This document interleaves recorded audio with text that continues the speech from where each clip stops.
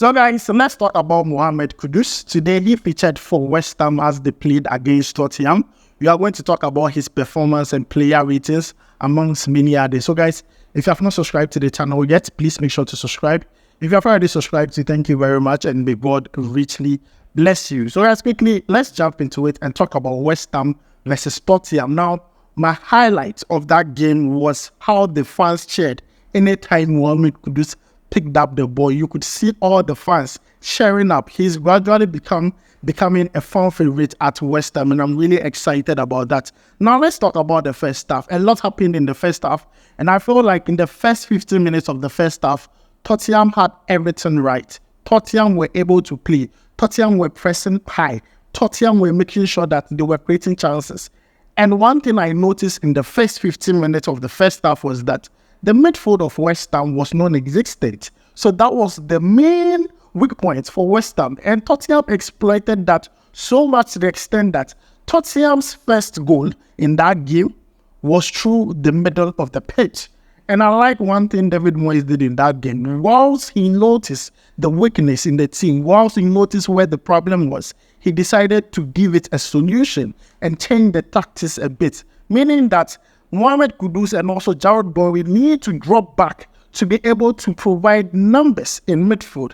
That way they were able to curb the problem a bit in midfield. But then it was a very, very nice game that I watched between West Ham and Tottenham. I was really excited with the game. Now, the goal for Tottenham was scored very early in the first half. And when I was watching, I kept on asking myself, what would West Ham do differently to be able to solve this situation? Because you don't want to repeat what happened in their last game. In their last game, West Ham played against Newcastle. They were leading another point. They lost their lead and lost the game in totality, where they lost by 4-3. They don't want that happening again. So this time around, I noticed they were using their strength. They were playing according to their strength. And if you notice the West Ham team, one of their biggest strengths is scoring from set pieces, because you have players like Kurt Zouma in there. You have James Ward-Prowse who can give in that pinpoint crosses, and they use it to perfection. So one thing I actually noticed in that thing was that the fact that West Ham were using their strength. Now, putting all this aside, Mohammed Kudus in that game, I think didn't really do bad. Today, Mohammed Kudus, he was being man-marked a lot by like 2 or 3 players. Anytime Mohammed Kudus picks that ball, you see about 2 or 3 players around Mohammed Kudus. It wasn't easy. Now, most teams are identifying Mohammed Kudus as that danger man. So anytime he picks the ball, you see more Tottenham players around him. So it was difficult for him to complete some dribbles in that game. Very difficult for him. But regardless, there were chances where he was able to give some key passes where I feel like the players could have done a bit better. This is a player who is, taking part in the Ramadan. I mean, you understand that physically he's halfway there. But then he's playing so well. Mohammed Kudus is playing so well, and I have been impressed with his performance once again today. I know most of you would have your own reservation. Let me know your opinion about Mohammed Kudus' performance down below in the comments. But honestly, after watching Mohammed Kudus today, I am convinced that West Ham actually have signed a very good player. Not only that, today I felt like Lucas Paqueta also did well. Jarrod Bowen was all over. He also did well. In fact, their front 4, all of them did well. I'm just excited about that. Mikel Antonio, he was all over. His strength, I mean, it was just there for everyone to see. And you can see Mohammed Kudus' player statistics right here. I don't want to go through the numbers, but then this only shows you and gives you a true testament to the qualities of Mohammed Kudus. So let me know your thoughts about Mohammed Kudus' performance and also West Ham versus Tottenham. Honestly, the performance in that game actually reflected the scoreline, because I actually enjoyed the game to its entirety. Now, Mohammed Kudus is not the only Black Star Ghanaian player who featured today for their club side. Other players also played for their club side, and we are going to talk about them. Now, the other players would include Ernest Nuamah. He plays for Lyon, and today he featured for Lyon in the Coupe de France. They won that game by 3-0. Lacazette doing what Lacazette knows how to do best. In that game, Ernest Nuamah started but didn't end the game. He played only 80 minutes. Dribble attempted was 3 out of 4. Total touch was 43. Key passes was 2. Ground loss 1 was 5 out of 9. And also accurate passes was 26 out of 27. He was rated by SofaScore 7.0, which I feel is above average. Ernest Nuamah, coming to Lyon, he didn't really get a great start, but things are going on well for him.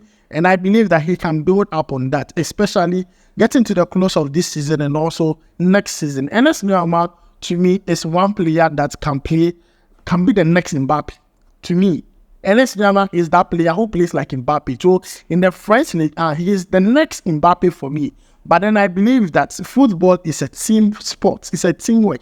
No one player cannot really do as much as the player wants unless the team helps that player. So I just hope that Lyon will come to the party like they did today in the Coupe de France and win games so that we can talk about the performance of Ernest Nuamah. But then he was rated 7.0 by SofaScore. Moving away from that, there was one match in the EPL that most Ghanaians were interested in. Yes, that was Jordan Ayew versus Antoine Semenyo, Crystal Palace versus Bournemouth. And honestly, I watched some few minutes of that game, and that game was quite boring in my own opinion, especially in the first half. Yes, in the first half, Crystal Palace scored a goal, but then it got rejected. Eza scored a goal, but it got rejected. And guess who assisted that disallowed goal? It was Jordan Ayew.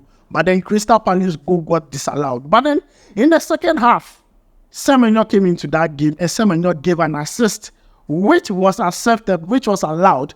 And then Bournemouth won that game by 1-0. But guys, let's take a look at their performance in numbers. And I'm going to begin with Jordan Ayew. Now, Jordan Ayew played only 70 minutes and he was replaced by Jeffrey Schlupp.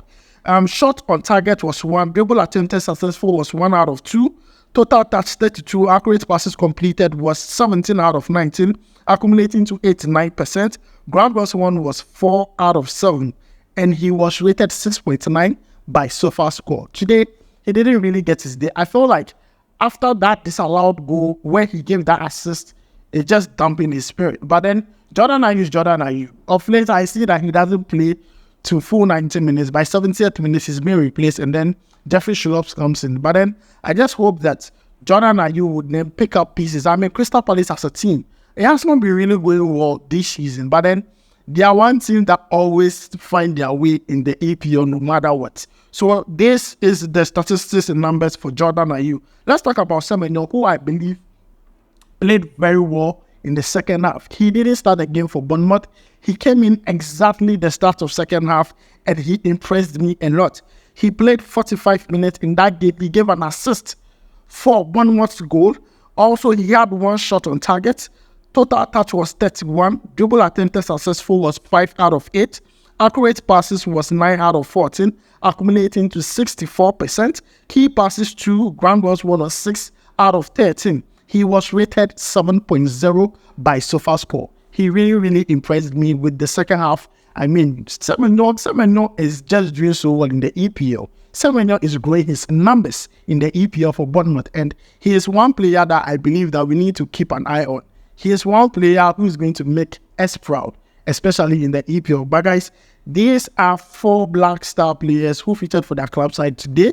Let me know your thoughts about their performance down below in the comments. Thanks for joining me. My name is Adam. I'll make sure to see you in the next video. Charlie, we go vibe.